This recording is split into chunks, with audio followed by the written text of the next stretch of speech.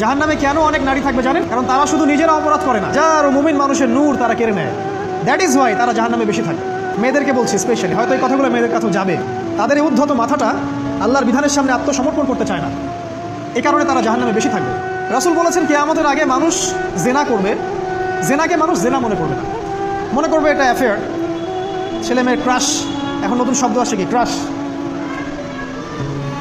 চোখে চোখে কন্ট্যাক্ট হবে, কো এডুকেশনের মাধ্যমে মোবাইল নাম্বার এক্সচেঞ্জ হবে, রাতের বেলা কথা হবে, ফোন হবে, তারপর চা খাবে, কফি খাবে, ঘুরবে, আস্তে আস্তে বেড়ে যাবে, তারপরে ব্রেকআপ হয়ে যাবে।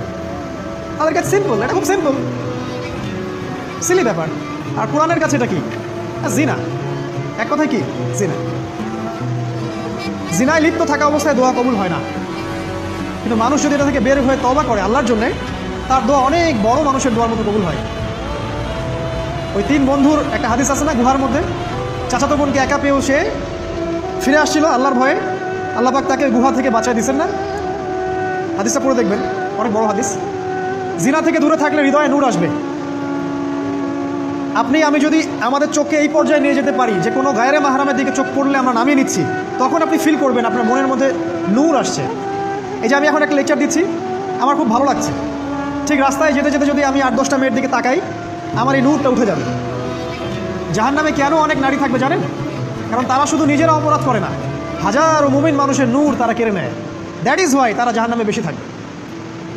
আরেকটা মেজর কারণ হচ্ছে তাদের উদ্ধত মাথা। মেয়েদেরকে বলছি স্পেশালি, হয়তো এই কথাগুলো মেয়েদের